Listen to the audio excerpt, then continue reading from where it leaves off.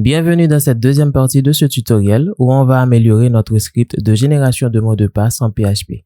Alors, dans la première partie de ce tutoriel, on a écrit un script qui permet de générer des mots de passe de 8 caractères qui doit contenir non seulement des lettres minuscules, aussi des lettres majuscules, des chiffres et des caractères spéciaux.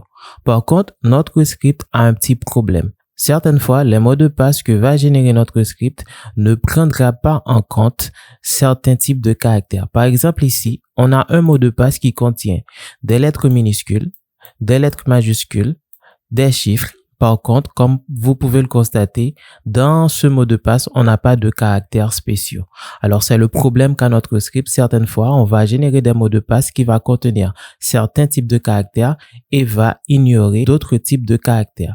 Donc, c'est le problème qu'on va essayer de corriger aujourd'hui. On va essayer de faire en sorte que notre script génère des mots de passe qui contiendront à la fois, non seulement, au moins, une lettre minuscule, une lettre majuscule, un chiffre, un caractère spécial. Donc, on va essayer de réorganiser notre script et de corriger ce petit problème. Donc, la première chose qu'on va faire ici, on va essayer de diviser notre longue chaîne de caractères et on va placer chaque groupe de caractères dans sa propre variable.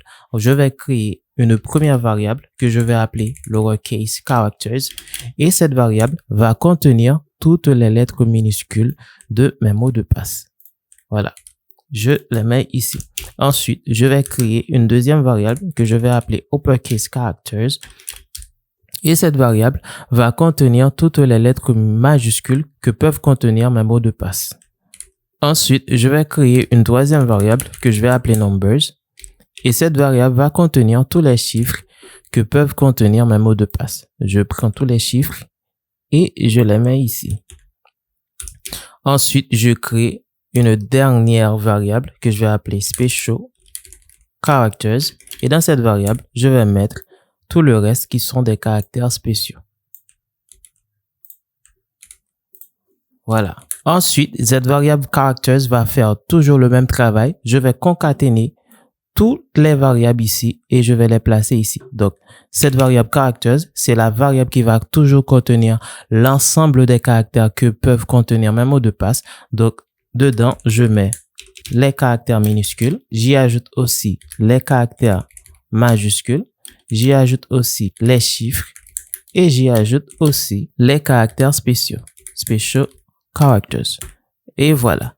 Donc, on a la première partie de notre script. Maintenant, ce qu'on a à faire, c'est s'assurer que dans chaque groupe, on sélectionne au moins un caractère aléatoire lorsqu'on génère notre mot de passe. Et pour éviter de dupliquer le même bloc de code à chaque fois qu'on veut récupérer un caractère dans une chaîne de caractères, on va créer une fonction réutilisable appelée getCharacters.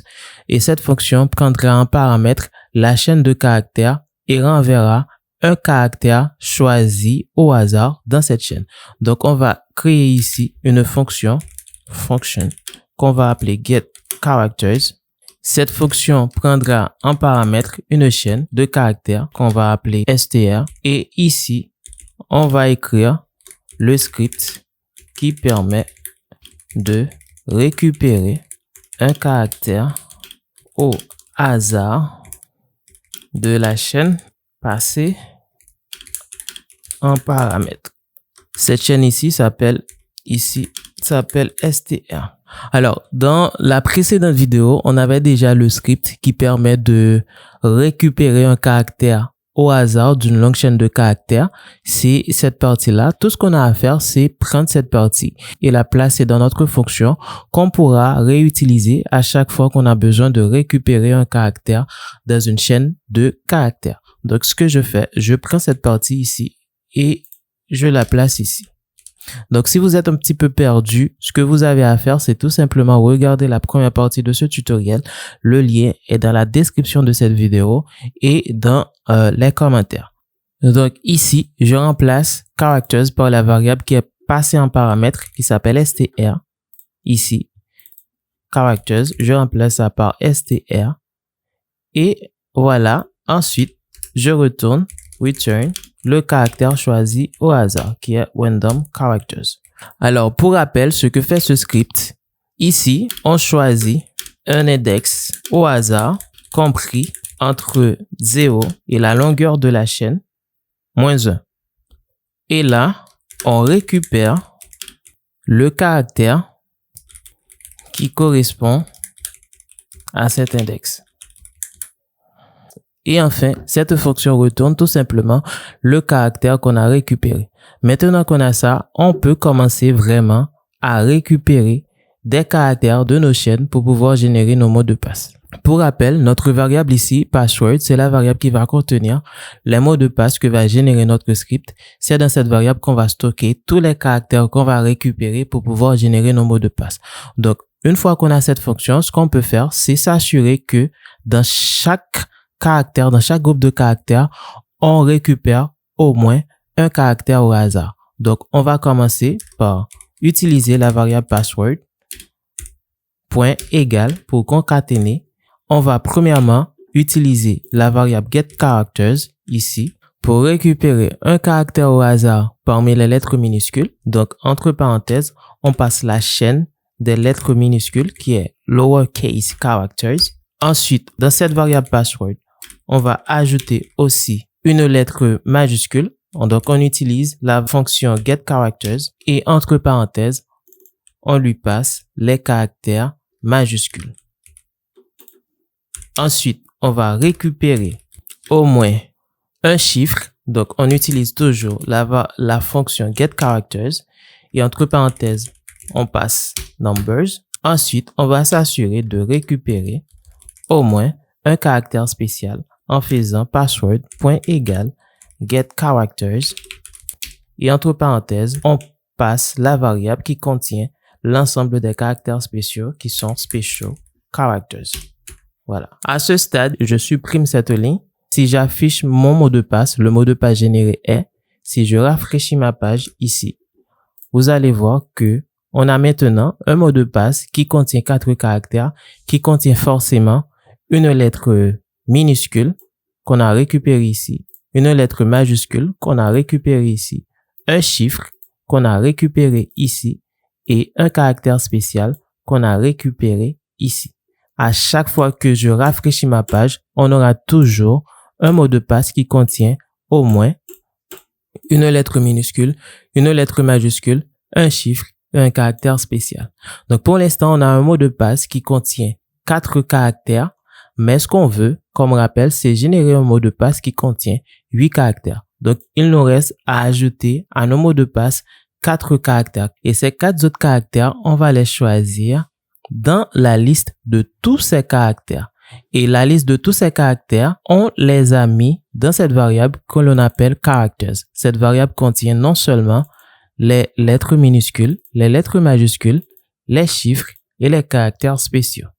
Donc, pour ce faire, on va faire un boucle for une variable i qui part de 0, i inférieur à 4, on peut mettre la valeur soit en dur ou si vous voulez faire quelque chose plus modulaire, on peut faire tout simplement password length qui vaut 8 moins 4. Pourquoi moins 4? Parce qu'on a déjà récupéré 4 caractères pour former nos mots de passe. Ensuite, on incrémente en faisant i++. Et à l'intérieur de notre boucle, ce qu'on a à faire, c'est tout simplement password.égal getCharacters et on passe la variable characters ici. Maintenant, si je rafraîchis ma page, on aura bien un mot de passe qui contient 8 caractères et qui contient au moins une lettre minuscule, une lettre majuscule, un chiffre et un caractère spécial.